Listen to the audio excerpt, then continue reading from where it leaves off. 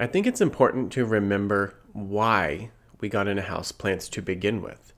You don't have to have the rarest of the rare in order to reap the benefits of having plants. Hello everyone, my name is Daniel, and in this series, we talk about a specific plant every week in detail and talk about how to take care of it. Before we get started, please hit that subscribe button and notification bell to let me know that you do like this series and you would like to continue them going forward. In today's video, we're going to be taking a close-up look at the Philodendron Burle Marx and the Philodendron Burle Marx variegata. When I first received this plant, I actually received a small cutting that consisted of a woody stem and this leaf right here.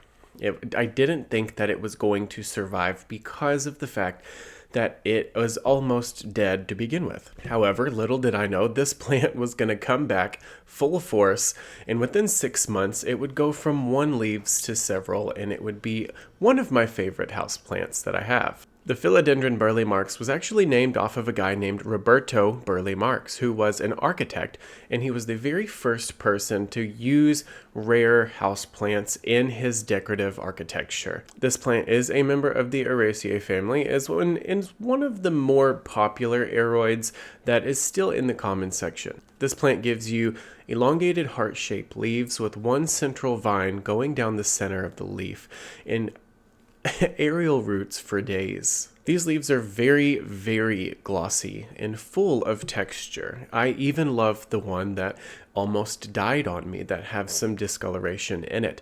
I think that's just a testament to how tough these plants can actually be and the variety of conditions that they're living in. As far as sunlight goes, you can actually have these anywhere from low light to medium light and even bright indirect sunlight.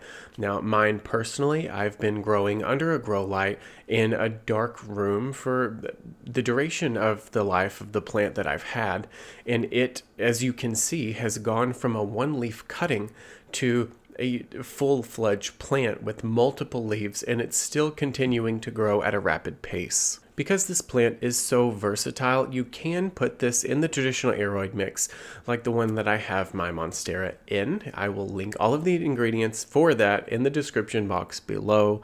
I don't know how many of you are tired of me saying that at this point, but I also want to point out something else. I actually put this plant in leca. And for those of you who don't know what leca is, I can make video upon video upon video of the things that I have learned about this hydroponic grow medium.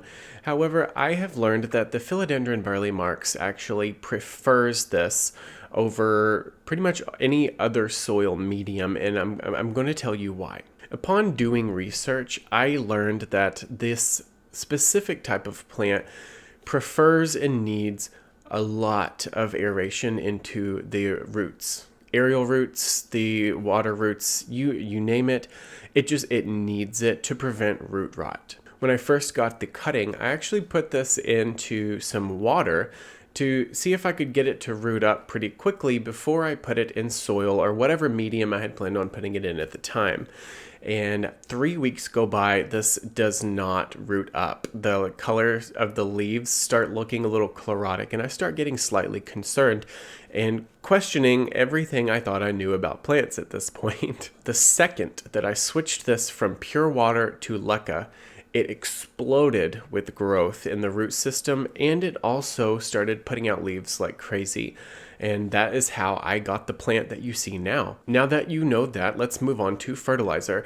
I actually prefer to use the General Hydroponics fertilizer that is a 3-part system. And if you would like to see how I fertilize my plants specifically in terms of mixing them together and how much that I use, please give me a thumbs up and put a comment down below and let me know. So that way I can get that video out sooner rather than into the schedule that I have worked in. But I fertilize this guy maybe once every month or 2 months. He grows so quickly that I don't necessarily think that he needs the intense amount of fertilizer, and I'm actually about to tone that back for maybe once through the entire season of winter because we're getting into the colder months, and you guys do have to start slowing down on your watering and slowing down on your fertilizer because plants are going to stop using so much energy. We're not in the growing season anymore. This is kind of important. But nonetheless, aside from fertilizer, as terms of watering, I actually don't water this guy very much.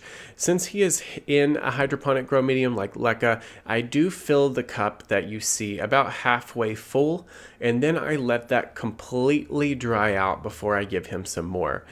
Since they like more aeration, I try to make sure that it is extremely aerated with the leca and just keep it moist in there in terms of just submerged in water like a lot of other leca pots have. Humidity on this guy actually isn't even that intense of a deal because it really just depends on how you want it to grow, how quickly do you want it to grow, what environment it is, and many other factors. If you water this guy frequently, you're going to be able to put it in less humidity.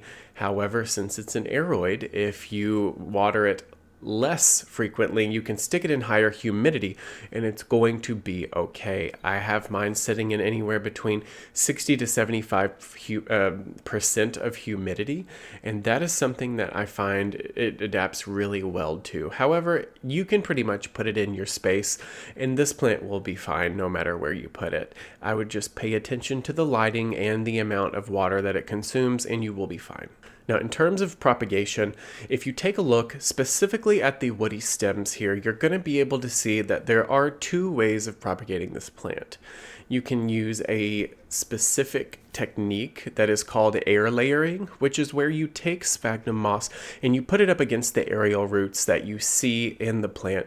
Don't worry, this plant has plenty of aerial roots. You're not going to have a problem there.